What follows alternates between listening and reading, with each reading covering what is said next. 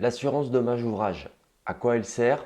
Combien elle coûte? Qui paye? Est-ce obligatoire? On va essayer dans cette vidéo d'expliquer tout, ou du moins ce que vous devez savoir pendant la préparation de votre projet de construction sur l'assurance dommage ouvrage. C'est parti.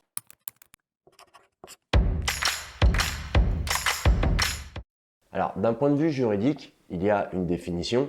Donc, moi, je me base sur ce petit manuel-là, qui, malgré qu'il soit vulgarisé, est déjà très compliqué à comprendre sur une première lecture. Je ne suis pas juriste, je vous le rappelle. Mais la définition, elle est simple. L'objectif de l'assurance dommage ouvrage est de faciliter l'indemnisation rapide des désordres de construction, indépendamment de la question des responsabilités. Ça veut dire quoi? Vous n'êtes pas mieux assuré avec une assurance dommage ouvrage qu'avec les décennales. La particularité de la dommage ouvrage, c'est que s'il y a un désordre de construction, c'est elle qui va prendre en charge les réparations et entre guillemets rapidement. Alors ça peut quand même prendre quelques semaines, quelques mois, mais tout ça là, peut être lancé avant qu'on détermine qui est responsable de quoi, puisque plusieurs corps d'État se croisent dans un chantier et le désordre provoqué par l'un d'entre eux peut affecter les autres. Et ça, sans dommage ouvrage, ça peut prendre, alors là c'est sûr que c'est au moins quelques mois, mais ça peut prendre plus d'un an, peut-être même 2 ans, pour trouver qui est responsable. Et donc l'ADO, elle, donc l'assurance dommage ouvrage, elle va aller beaucoup plus rapidement et c'est elle qui va après déterminer les responsabilités et se faire rembourser par chaque ou l'assureur du ou des responsables de ce qu'elle vous a dédommagé pour que les travaux reprennent rapidement. Donc sur le papier, cette assurance, elle est obligatoire. Légalement, c'est obligatoire. Si vous passez par un constructeur avec un contrat de CCMI, ce sera fondu dans le prix. Vous aurez dans votre contrat cette assurance qui sera incluse. Vous n'aurez peut-être pas le prix en face, mais ce sera fondu dans l'ensemble du coût de votre projet. Si vous passez par un maître d'œuvre, ça revient un peu au même. Cette assurance sera en son nom et c'est vous qui la paierez. Si vous souhaitez faire une autoconstruction et gérer vous-même les artisans, être votre propre maître d'œuvre, il faudrait que cette assurance soit en votre nom. Il y a des cas où des particuliers, certains maîtres d'ouvrage, arrivent à obtenir cette assurance. Je ne vous cache pas que c'est compliqué, j'en connais peu, mais c'est possible. D'ailleurs, c'est un autre sujet, mais aujourd'hui, il y a quand même de moins en moins de banques qui prêtent à des personnes qui n'ont pas d'assurance dommage ouvrage. Et si vous faites une autoconstruction où vous faites tout par vous-même, même si vous êtes aidé par de la famille et des amis, mais s'il n'y a aucun artisan avec une décennale, eh ben cette assurance n'a tout simplement aucun intérêt, puisqu'elle prend le relais sur les décennales. Donc s'il n'y a pas d'assurance décennale, ça n'a aucun intérêt et vous n'en obtiendrez pas de toute façon. Elle ne servirait à rien. Alors au niveau du tarif, je sais que ça peut des fois faire grincer des dents. Moi, par rapport à mon expérience et les gens que j'ai croisés, le prix constaté est souvent entre 3 000 et 5 000 euros. Quand même plus fréquemment proche des 5 000 euros. Ce qu'il faut comprendre, c'est qu'on ne va pas avoir forcément une différence de prix significative pour la construction d'un projet de 120 mètres carrés, 140 mètres carrés.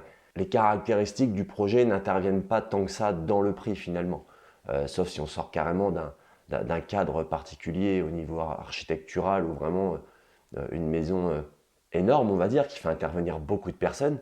Parce que évidemment, le prix est plus impacté par le nombre d'artisans qui intervient sur le chantier, puisque le coût sert à déterminer les responsabilités.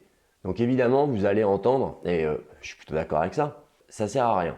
Quand je dis je suis plutôt d'accord, c'est que une assurance, tant qu'on n'en a pas besoin, effectivement, ça sert à rien.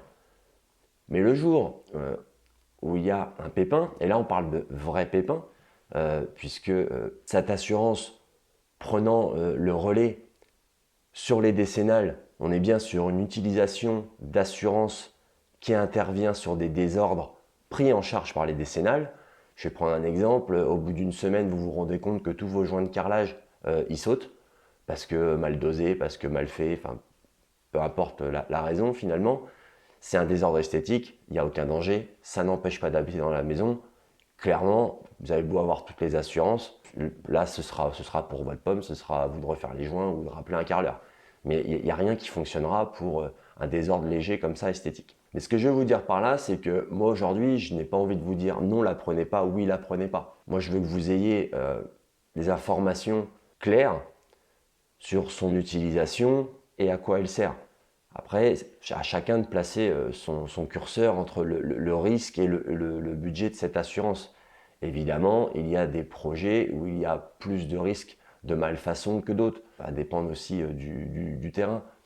Mais en tout cas, sachez que, parce que j'ai souvent la question, la priorité, ce sont bien les décennales. L'assurance dommage ouvrage, concrètement, s'il y a un arrêt du chantier parce qu'il y a une malfaçon et qu'il y a des risques, s'il n'y a pas de dommage ouvrage et que ça met 1 an et demi pour trouver des solutions et recommencer le chantier et finir les travaux, si vous êtes en location, donc vous aurez votre loyer à payer.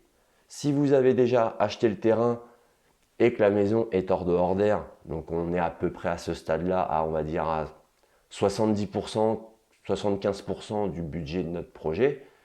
Si vous avez fait un emprunt en fonction de ça, ben vous payez tous les mois ça. Donc vous allez payer votre crédit tous les mois, plus votre loyer si vous êtes en location. Donc peut-être qu'on a prévu une marge de 2-3 mois, mais ça ne va pas suffire. Et donc c'est là où c'est compliqué en fait. Si ça dure 1 an et demi, vous vous retrouvez à payer des deux côtés. Donc c'est bien ce risque-là. C'est un risque énorme, c'est un risque rare. Quand je dis rare, c'est-à-dire que c'est vraiment loin d'être la majorité des cas. Mais quand ça arrive, ça peut quand même mettre situation familiale, la vie quand même fortement en danger. Donc voilà ce que je voulais vous dire aujourd'hui. N'étant pas non plus un juriste ou un spécialiste des assurances, si en commentaire vous avez des précisions à apporter à ce que j'ai dit ou des éléments qui peuvent aider les autres à encore mieux comprendre ce qu'est la dommage ouvrage et à quoi elle sert, n'hésitez pas à mettre un petit commentaire. Je vous dis à bientôt. Au revoir.